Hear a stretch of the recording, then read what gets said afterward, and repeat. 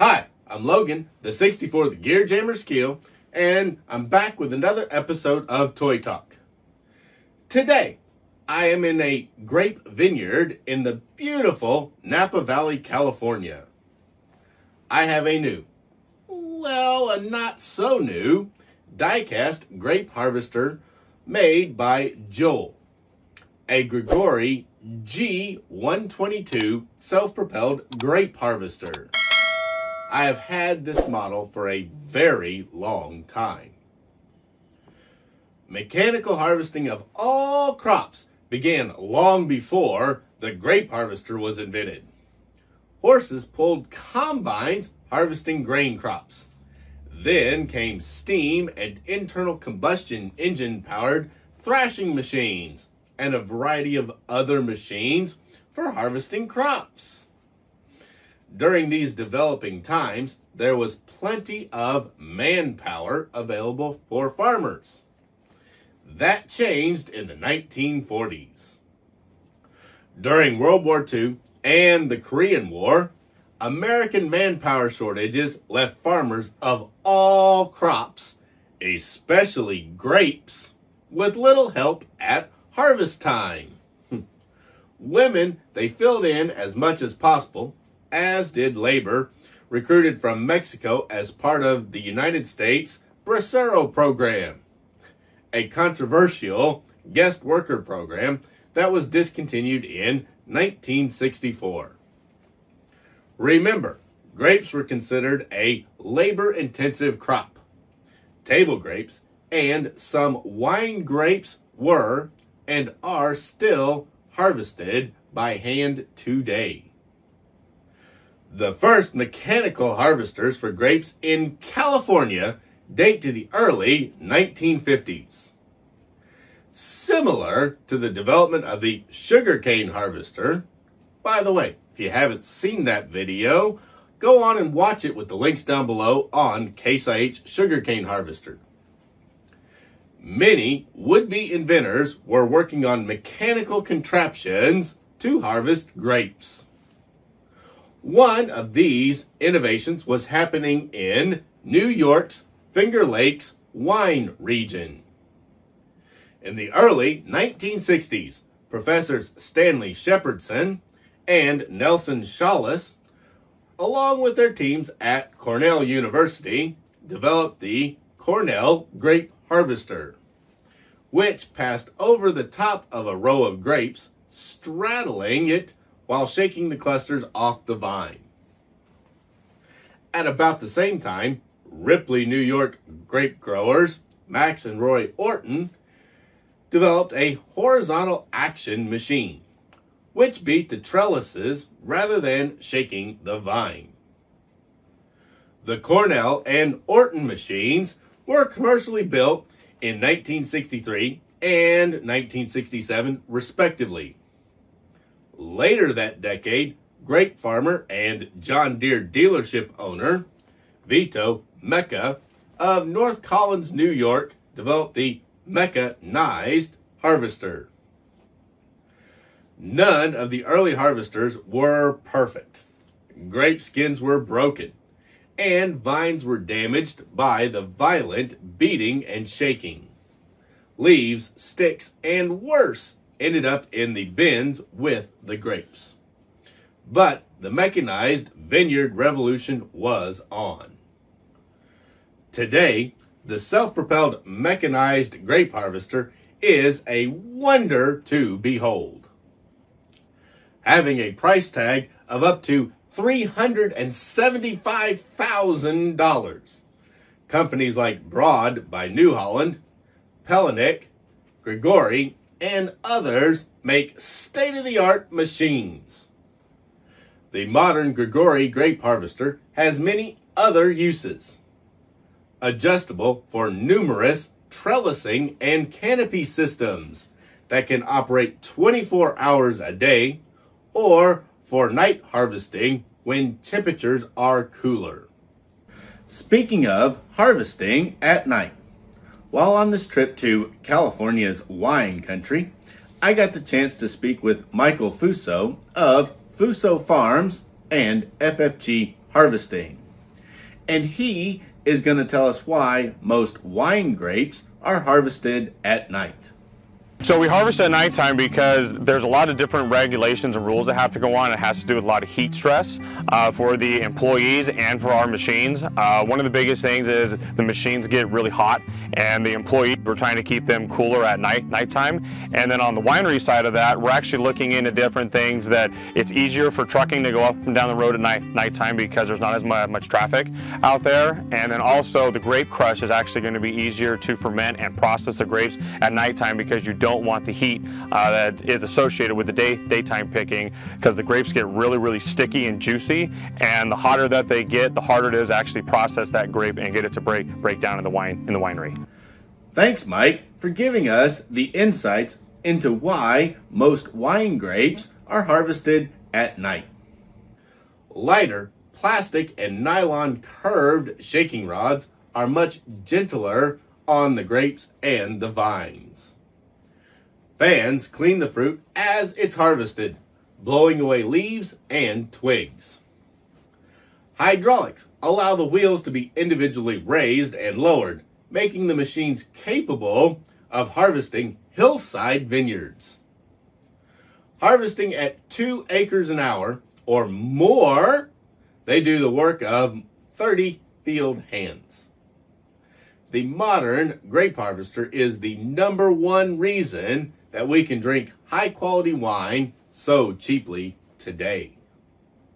Gregoire has become one of the world's leading suppliers of grape harvesting equipment. More about the Gregoire company after the review of Joel's vintage model. And this is the Gregoire 122 Grape Harvester. It is a 1/32 scale die-cast model made by Joel. Joel was a Spanish company that made some really great construction and other stuff of European equipment and American stuff. But they have sadly gone away. And by I mean die-cast, this thing really is pretty much all die-cast. The bins are die-cast. These little grab bars and the mirror are plastic. The cab top is die-cast. The posts are die-cast. The glass is a clear plastic, but it should be plastic. The wheels are die-cast. The tires are nice rubber. It has decals here that say Gregoire, Cognac, France, and the Gregoire logo with a 122 right there. Really nice. And then these bins would go up and dump. However, this is an old model, and I'm not going to do it because it's gotten stiff over the years. Tipped up a little bit. This is a bin style. It picks the grapes and then drops them in a bin, and then you can take this bin and dump it into a cart. Other ones have them where they dump it straight into a cart, but this is a bin. It collects it and dumps it into a cart. Up top, you have your catwalks, your walkie-arounds where you can watch everything that's going on. Grapes are harvested, they're dumped. Here, I'll turn it around. The grapes, this runs right over the trellises. And the grapes are shook on the inside, and I'll show you the arms on the other side. They're shook right here, and then out come the trellises through these flaps. They're dropped onto this tray that's down here, and they're rolled over to each side, where then they will be picked up by an auger, taken up here, elevator, around, dumped into the cleaners, and then ultimately into the bins. Pretty complicated machine, but it really has done an amazing job. Oh, and this bottom thing kind of locks around the vines so that it can go around the vines and pick the grapes. Over on this side, you've got, this would be your fuel tank, your engine, and other equipment. Another mirror here, logos, and then this bin does the same thing. It goes up, and it goes all the way past. That way you can dump it into the cart. See, that's how it goes. Both of them do the same thing.